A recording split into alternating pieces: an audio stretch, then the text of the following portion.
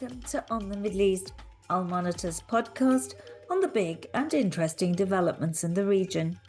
My name is Amber Zaman, and today I'll be talking with Ann Linde, who served as Sweden's foreign minister for 7 years until September 2022. Her Social Democratic Party was in power in March 2022 when Sweden and its neighbour Finland applied for full membership of NATO in response to Russia's invasion of Ukraine that year. Both countries fully expected to join NATO without any hitches, until Turkey, one of the alliance's most important members, slammed the brakes. Ankara insisted Sweden and Finland needed to drastically alter their permissive approach to the Kurdistan Workers' Party, or PKK, and other anti-Turkish groups as a condition for approving their membership. Ankara was particularly incensed by Linde's warm embrace of representatives of the Kurdish-led autonomous administration in northeast Syria. Turkey says they are part of the PKK, which is formally designated as a terrorist group by the United States and the European Union. In March last year, Finland got the green light, and in January, after 9 months of haggling, the Turkish parliament gave the final go-ahead for Sweden's membership as well. But at what cost to Sweden and its much-vaunted prioritization of human rights? Sweden's former top diplomat responds.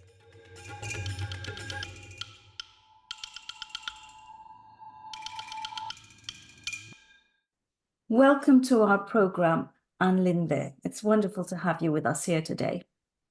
Thank you very much. So it's a very important time, well, for the world, but also for your country, Sweden, which is still trying to join the NATO alliance and being held up by Hungary, but for a very long time was held up by Turkey. As you well know, Turkey had some very big demands of Sweden. And of course, now that Turkey has finally approved Sweden's membership, it seems like it's a good time to reflect on that whole process. Was Turkey ever really serious in its demands? Was it about something else, about the US and F-16s? Or was it serious, as I said? And what did Sweden do? And how has Sweden changed in this process? And how do you feel that the current government, handled it? Well, thank you very much. I think the first thing to reflect on is why Sweden decided to change the security policy that has been very successful for more than 200 years, keeping Sweden out of war. We were neutral, we were military non-aligned, and then suddenly we changed. And why did we? Well, the easy answer is the terrible situation when Russia, so close to Sweden, decided to invade a neighboring country, Ukraine, who has done absolutely nothing. And we had for a long time been very aware of that an attack on Sweden is not something you can count out, not as a main target, but being drawn into a war in our vicinity. And then Finland, who Sweden and Finland had a deepening defense cooperation. Finland had a 1,340 kilometer long direct border to Russia. And they were already in 1939, and then a little bit, a few years later, 2 times invaded by Russia. And they even lost territory. So it's just a few generations. They still are people who remember that from their own families. And that meant that Finland, who had more or less the same position as Sweden, we should be military non-aligned with a strong cooperation together. They changed the view very quickly. And that meant that if Sweden were to be alone, around the Baltic Sea, that would be a situation that would not be the best way to keep the Swedish people safe. This was not, and I repeat, it was not an easy decision for Sweden to take. And not for my own party, which is the biggest party in Sweden, the Social Democratic Party, which have had it, some even call it an identity to be non-aligned. And now we had to have big discussions. Okay, so after this discussion in our party, discussion in the Swedish Parliament, and we came to the conclusion that yes, this is the best way. Then we decided in May, after a discussion in the Parliament, after this report was put forward to the Parliament, that we should sign an application for NATO, and I signed it the 17th of May in 2022. What happened then was that we, in quite a short time, got the information after we have had talked with all parties before, that everybody would welcome Sweden. There was an open door policy in NATO. I talked personally to the foreign minister, Cavusoglu. The Finnish president talked with Erdogan. Both of them assured Sweden and Finland that we would be welcomed because we would strengthen NATO as an alliance for security, because both Sweden and Finland has very strong defense forces, and we of course have a lot of know-how when it comes to Baltic Sea and the very north and so on. So we felt that we have made sure that we were welcome, and NATO as such welcomed us. Then what happened was that Turkey changed their mind, and when it was the summit in Madrid, before the summit, they were supposed to take a decision to invite Sweden and Finland to become, it's called invitee. And that means that if you are invited by all NATO members as invitee, everything opens up. Why do you think Turkey changed its mind, having offered those assurances, and then, Yeah, I think there are of course different, because the same weekend as the Swedish Parliament was going to have the discussion, and then I was going to sign the application, the same weekend, suddenly Erdogan said, well, I'm not sure that we will welcome them. And that was, this was not what we expected, because he had said to President of Finland that we were welcome.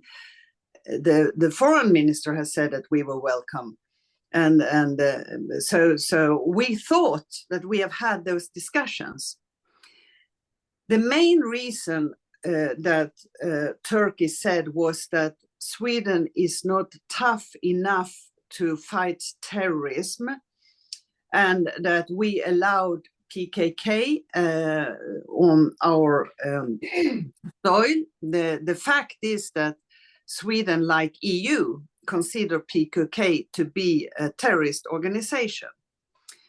But Turkey has, for many, many years, wanted NATO to put the fight against terrorism much higher on NATO's agenda. That has been a policy that Turkey has pursued for many, many years. And I think that now they, both for some legitimate reason, it turned out that there had been quite some financing to PKK from Sweden, that we started to to do something about after this. And then, of course, I don't want to speculate, but everybody knows about the issue of F-16 and so on and so forth. But could you explain a bit about that financing? Because obviously this happened under your watch, that you established that this was going. Yeah, you could just it came out, and that was very clear that had been financing originating from Sweden to PKK persons. And we had not taken that seriously enough because it was not a threat to Sweden. But then our intelligence and security police found out that this was in fact true. And we also, and that was not as a result of the discussions with Turkey, but we have already started to tighten our terrorist laws. So we decided in this memorandum we had to write that any act of financing and recruitment of PKK activities should be fought. And then the question came, okay, so Turkey is on their way to change their mind. What should we do? And NATO's leadership and the big countries told us that, okay, it seems like we have a real problem that none of us had foreseen, because NATO has an open door policy and you fulfill all the criteria. But anyway, we have a problem and we need to address that problem. And you have to make an agreement with Turkey before the summit. Otherwise, they will not accept you to become an invitee. And that some people have said, why didn't you let NATO negotiate? Why didn't you leave it? Well, the thing is that we had come to the conclusion that we needed NATO membership for our security. And if and that was, of course, our prime goal. If then NATO and the big country says that this is needed to have an agreement with Turkey, and you and Finland has to agree with them. So it started a diplomatic activities on a big scale. And in the end, as it's always, I've been minister for nearly 7 years, so I know it's these things happen. You negotiate until the absolute deadline, and the diplomats and NATO, with the help of NATO in the three countries, came very close to an agreement, but not 100% close. So we had to have a final agreement, final negotiation in Madrid at the summit, and we were sitting there for 5 hours with our prime minister, myself, and our NATO ambassador, and president of Finland, foreign minister of Finland, and President Erdogan, and foreign minister Çavuşoğlu. And after 5 hours, we agreed to a memorandum of understanding. And then Turkey and Hungary, as well as all other NATO countries, decided that we were now going to be invitee. And that was then sealed at North Atlantic Council meeting 5th of July, where all countries, including Turkey and Hungary, wrote on the agreement. And by that, the NATO process was finished and the ratification started. Yes, but I mean, Turkey had these demands that we talked about, and some of them were rather outlandish, to be frank. I mean, demanding the extradition of people like Ragıp Zarakolu and others who have never carried any weapons in their lives, who've been acknowledged as, legitimate asylum seekers by your government in the past, and particularly bearing in mind, as you said at a conference in 2019 at this Rojava Gala, that human rights has always stood at the fore of your foreign policy. How do you feel Sweden has come out of this process? I mean, do you feel that that's now been lost, and that thanks to pressure from Turkey in part, or bearing in mind the broader context that you very kindly provided for us, do you feel that Sweden has changed fundamentally as a country? And again, I repeat the question, do you feel that your successor government handled this well, and your own as well, obviously? That where do you think you are today as a country? We have changed fundamentally when it comes to our security policy. I mean, 200 years of neutrality and military non-alignment has changed to being a NATO member. And that's a fundamental change of the security policy.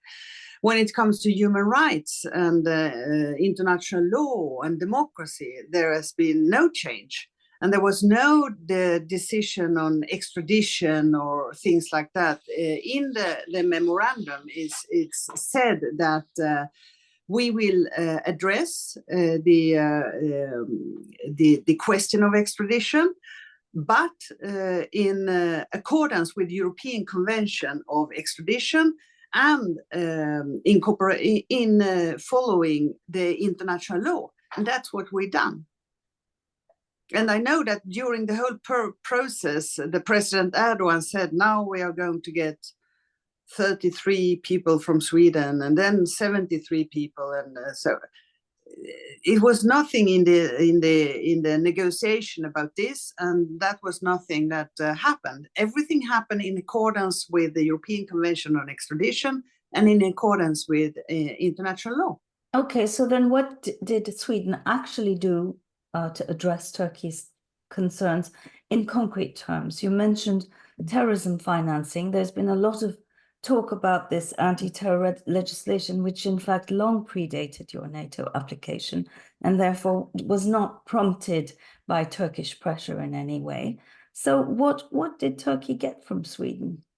Well, one thing is that after the military intervention in northeast Syria, which I also protested against in Ankara, then we had never a weapon embargo because that's a decision by EU, and the EU didn't take that decision, even if Sweden was in favor of that. But we have a tightening of the possibility for weapon sales to Turkey after this. And in the memorandum, we agreed that we cannot be member of a military alliance and not treat all the members of the military alliance the same way. So that was one concrete change, of course, the question of military export. Were there any military exports to speak of, though, to Turkey? No, but still important.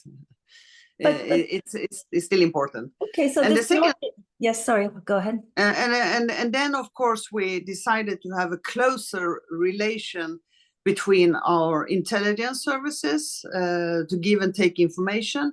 And one should know that Sweden have had for decades a cooperation because we have, as you might know, unfortunately, a big problem with criminal gangs. And we also have several who is using Turkey to be, and so there has been a cooperation between the agencies for a very long time. But now we made that more formal. We started a mechanism that should meet regularly, a permanent joint mechanism with experts from ministries, foreign affairs, interior and justice, as well as the intelligence service and security institution. And we also said that this permanent joint mechanism will be open for other countries to join. And then, of course, it was the question that was a very, very difficult question on how we should relate to the Turkish parties that is considered terrorist parties by Turkey, but is not considered terrorist parties by Sweden, Finland, or EU for that matter. And that was one of the very, very difficult issues that we had to find a way that we could live with, both Turkey and Sweden and Finland. You mean the YPG and people like Ilham Ahmed, who you hosted, and you thanked them for the fight against terrorism. Do you? I had many meetings with Ilham Ahmed, both for their work in the Syrian Democratic Council, yes, in ANES, their fight against IS. And of course, we had to meet many times because we had several women and children in northeast Syria in the camps. And actually, I had to send more than 8 delegations to northeast Syria from the ministry. And finally, we got home the women and children. But for every time we had to have a negotiation with the regional administration.